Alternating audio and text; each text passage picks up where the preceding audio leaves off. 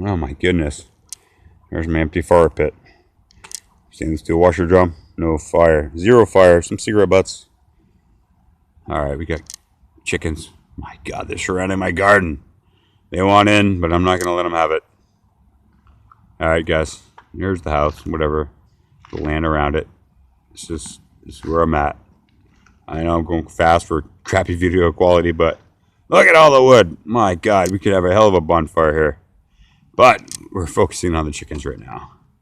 These guys are awesome. Awesome little chickens. Hold on. I can't zoom in. I can't zoom out. Sorry for my terrible quality. Come on, chick. What are you doing? They're surrounding the garden because they want into that garden. They want in a bad way. But you know what? They're not getting in. So I got the fence closed. That's their coop. Uphill from the garden.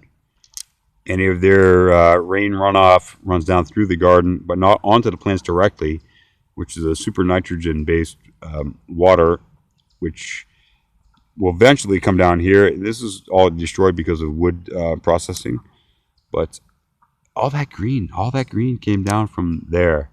It all came down from above the garden, from the chicken processing corporation that I've got running here. Yes, I know. It sounds pretty, pretty awesome. And it really is. But here we go. Here we go. You got my chickens pecking at the garden. We got some ducks in there mixed in. They look like chickens, but they think they're chickens anyway. So might as well roll with that. So, yep. Here it is. I guess some other things I wanted to show you guys tonight, but I wasn't able to make it over there to where I was going to go. Let's go up here and see what little bit of a view we have of Crotched Mountain. This Crotched Mountain, actually in Bennington, New Hampshire. All right, here's a little bit of a view. You can't really see much, but at that tree line right there, where those bushes are, I lift it up high. You still can't see the damn thing. All right, there is a tip of a mountain right there, and you can see it better from over on the other side of over there on the other side of the house. But anyway,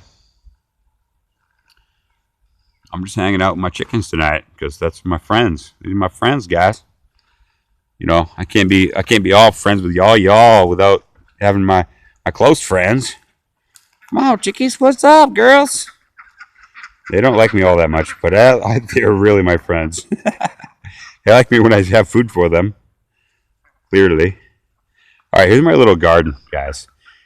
Now, you're going to look at it and be like, oh my God, look at all the weeds. Well, this is a hugelkultur mound. Let's move in these little chickens out of the way. It's a hugelkultur mound. This one is the first one I did. This is actually the real hugelkultur mound where I dug down 3 feet and churned the soil up. I buried many logs down into the soil. I added in old composted worm castings and composted leaves, mulch, and made up the soil. And every year I add to it. So I don't rototill this garden. This is a live garden. I planted clover this year as a cover, as a ground cover, just to keep the sun directly off of the dirt, to keep the water from evaporating so quickly. It's working out very well, and clovers as well is a nitrogen fixer, so there's no problem with nitrogen in the soil at all. Now over here we have some cucumbers planted along that fence line that I built last year. They're not doing so well. I'm not sure why. I think maybe I left them too close together. But here in front of me we have some squash. You can see the marigolds, but there are squash planted somewhere around the marigolds and the clovers. Believe me, they're there, and they're not doing really well either. I'm not sure what's going on with that. So what happens is we have this super nitrogen station up here. This is the chicken coop area, just above the garden. All right, we got the duck water. That's super nitrogenated with all the duck poop and everything that goes in there. So we try not to put that directly on the garden at all. But if it overflows with the rain, we're fine with it, and we rinse it out about every 3 days and dump it out. And that also comes down here into the garden. Now I did dig these trenches on between each of these rows.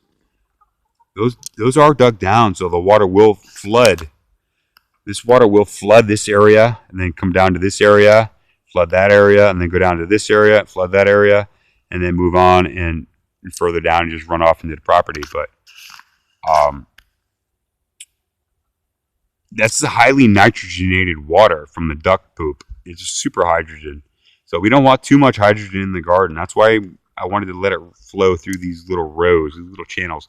It'll soak into the ground, but it's not directly affecting each plant. So that's kind of a cool thing, I think. It's a good way to.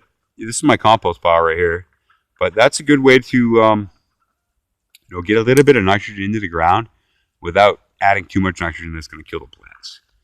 Keep it below the plants. All right, so there's the duck pond. That thing needs to be cleaned right out. It was cleaned out yesterday, and it's already nasty. And that's the one little duck bowl that comes off of the rain gutter, which I do plan on building a couple barrels of rainwater collection up there. But my chickens are fine. They're happy around here. Nobody's complaining. Look at them. Look at them over here. We got a lot of seed down there for some wildflower that we just bought in a bale and just spread out. It's growing, but the chickens are eating it a little bit at a time. I think it's awesome. Go ahead and eat it. Whatever. Some of it will grow, some of it won't. Once it grows wild, they'll eat the rest of it.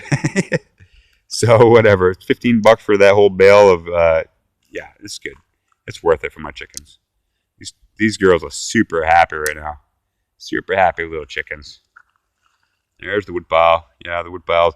Yeah, we need a couple more cord to finish it off for the year 2020. Winter of 2020, 2021. We have enough for this year, which is 19 and 20.